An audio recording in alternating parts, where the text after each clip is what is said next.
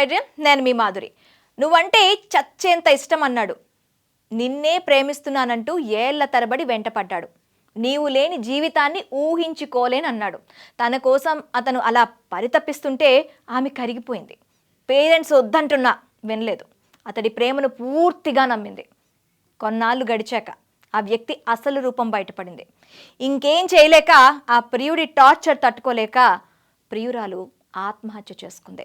ఆమె రాసిన 10 పేజీల తన చావు లేఖ ఎందరో యువతులకు కనువిప్పు కలిగేలా ఉంది. అమ్మా, నాన్న, నన్ను క్షమించండి. మీరు వద్దన్నా నేను అతన్ని ప్రేమించాను. ఏళ్ల తరబడి వెంట పడితే మంచివాడని నమ్మాను. ఇప్పుడు మోసపోయానంటూ ఆమె రాసిన లేఖ ఇప్పుడు కన్నీరు పెట్టిస్తోంది. వివరాల్లోకి వెళ్తే, హైదరాబాద్ జీడిమెట్ల పరిధిలో న్యూ ఎల్బీ నగర్లో ఓ దారుణం జరిగింది.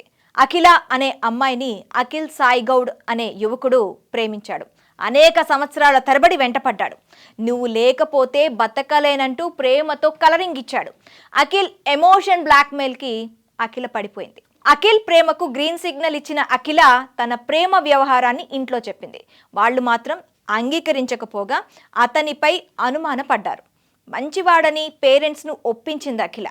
చివరికి కూతురు ముఖం చూసి వాళ్ళ పెళ్లికో అంగీకరించారు పెద్దలు. అప్పటి వరకు బానే ఉన్న అఖిల్ తనలోని ఇన్సైడర్ని బయటకు తీసుకొచ్చాడు. అఖిలతో ఓ సైకోలా ప్రవర్తించాడు. చిన్న చిన్న వాటికి కూడా అఖిలను శారీరకంగా హింసించడం మొదలుపెట్టాడు. రోడ్లపై గొడవ వరకు విషయం వెళ్ళింది. ఇంట్లో వాళ్లకు ప్రేమ విషయాన్ని చెప్పి ఒప్పించిన అఖిల లవర్ అసలు స్వరూపాన్ని కొంతకాలం చెప్పలేదు. అఖిల్ టార్చర్ పెట్టడంతో తల్లిదండ్రుల దృష్టికి కూడా తీసుకెళ్ళింది.